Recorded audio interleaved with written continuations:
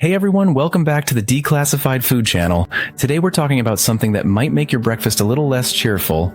Delicious, and possibly containing a weed killer called glyphosate. Yeah, you heard that right. The same stuff people spray on their driveways to kill dandelions might be hanging out in your Cheerios. Should you panic and throw out all your cereal? Should you switch to eating nothing but kale smoothies? Let's find out.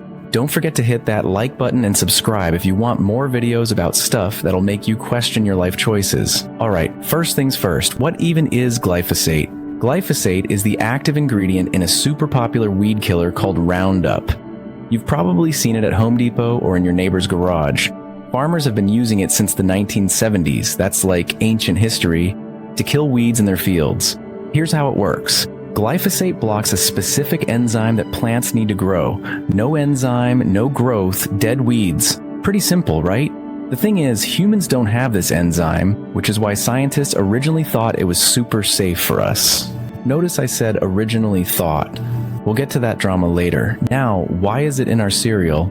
Well, farmers spray it on crops like wheat, oats, and corn. Sometimes they spray it before harvest to dry out the crops faster, which is called desiccation.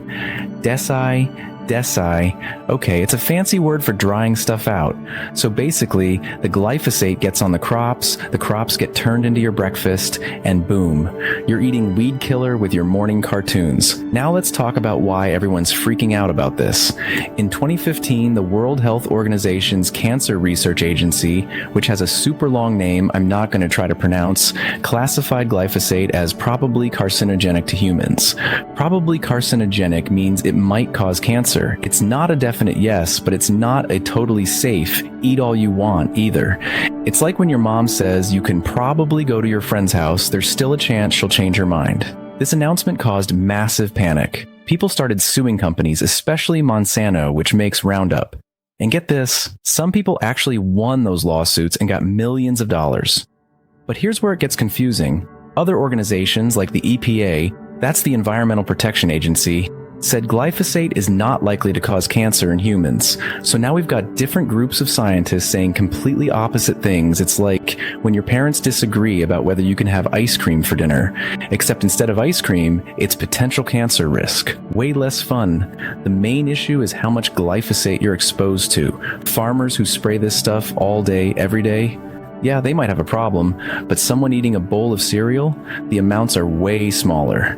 Okay, so let's get specific. How much glyphosate are we actually talking about here? In 2018, a group called the Environmental Working Group tested a bunch of popular cereals and snacks. They found glyphosate in stuff like Cheerios, Quaker Oats, Nature Valley granola bars, basically all the things you probably ate for breakfast this week. The amounts range from about 10 parts per billion to over 1,000 parts per billion. Now, parts per billion sounds super scientific, so let me break it down. Imagine a swimming pool. 1 part per billion would be like a single drop of food coloring in that entire pool. It's tiny. But here's the thing. Even though the amounts are small, some scientists say there's no safe level of exposure to carcinogens. It's like saying, well, only a little bit of poison won't hurt you. I'd rather have zero poison, thanks. The EPA has set a safe limit of 30 parts per million for glyphosate in oats. That's 30,000 parts per billion. So technically, most cereals are below that limit. But remember, different organizations have different opinions on what safe actually means. Science is confusing people. Now, before you burn down your pantry, let's zoom out and look at the bigger picture. Glyphosate isn't the only chemical in our food. There are pesticides, preservatives, artificial colors, and a whole alphabet soup of ingredients we can't pronounce. Our food system is complicated, and glyphosate is just one piece of the puzzle. Also, let's be real, there are way bigger health risks from eating too much sugar, not exercising, and binge-watching Netflix for 12 hours straight. Not that I would know anything about that. The American Cancer Society says that eating fruits, vegetables, and whole grains, even if they have tiny amounts of pesticides, is still way better for you than eating processed junk food with zero pesticides. It's all about balance. Plus, organic foods have way less glyphosate because organic farmers can't use synthetic pesticides. So if you're really worried, buying organic is an option. Just be ready to pay more. Organic stuff is expensive. Your wallet might not survive, but hey, at least your cereal will be glyphosate-free. Now here's something interesting that a lot of people don't know. Glyphosate doesn't just affect what we eat, it also affects the environment around us. When farmers spray their fields, the chemical can run off into streams, rivers, and groundwater. This means it's not just in our cereal bowls, it's potentially in our drinking water too. Studies have found glyphosate in tap water, bottled water, and even rain. Yeah, you heard that right. It's literally raining weed killer in some places. Scientists are still studying what this means for fish, frogs, and other wildlife that live in these water systems. Some research suggests it might be messing with their hormones and reproduction. So when we talk about whether glyphosate is safe, we're not just talking about human health, we're talking about the health of entire ecosystems. It's kind of like that butterfly effect thing you learned about in science class, where one small change can cause big problems down the line. Pretty wild when you think about it, right? Another thing worth mentioning is that glyphosate isn't working as well as it used to. Remember how I said it's been around since the 1970s? Well, weeds are smart, or at least they evolve. Over the decades, some weeds have developed resistance to glyphosate, kind of like how bacteria become resistant to antibiotics. Farmers call these superweeds, and they're a huge problem. When glyphosate stops working, farmers have to use even more chemicals or different, sometimes harsher pesticides to kill these tough weeds. It's like an arms race between humans and plants, and honestly, the plants might be winning. This is one reason why some experts are pushing for more sustainable farming methods that don't rely so heavily on chemicals. Things like crop rotation, cover crops, and natural pest control. These methods have been used for thousands of years, but they got pushed aside when chemical farming became popular. Now more and more farmers are going back to these old school techniques because they're realizing that dumping chemicals everywhere isn't a long-term solution. It's better for the soil, better for the water, and yeah, probably better for your cereal too. Alright, so what should you do about all this? Here are some practical tips that won't make you go broke or crazy. Number 1, don't panic. Seriously, the amounts in your cereal are small and one bowl isn't going to hurt you. Life is stressful enough without worrying about every single thing you eat.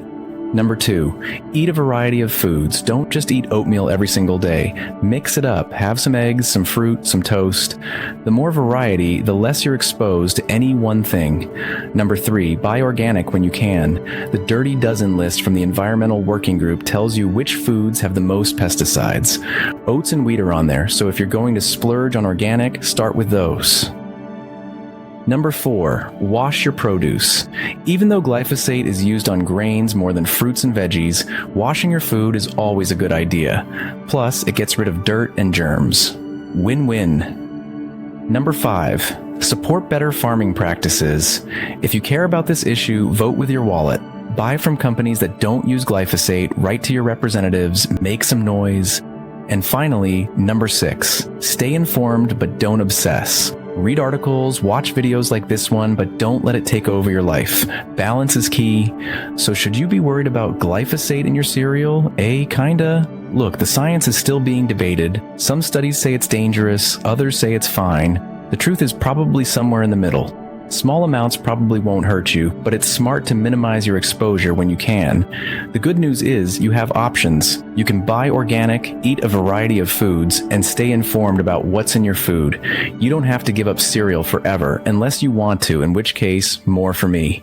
At the end of the day, life is full of risks. You could get hit by a bus tomorrow, or you could slip on a banana peel like a cartoon character. We can't control everything, but we can make smart choices with the information we have. So eat your breakfast, do your research, and don't stress too much. You've got this. Thanks for watching. If you learned something today, smash that like button and subscribe for more videos. Drop a comment below and let me know. Are you worried about glyphosate or do you think it's overblown? I want to hear your thoughts. See you next time on the Declassified Food Channel.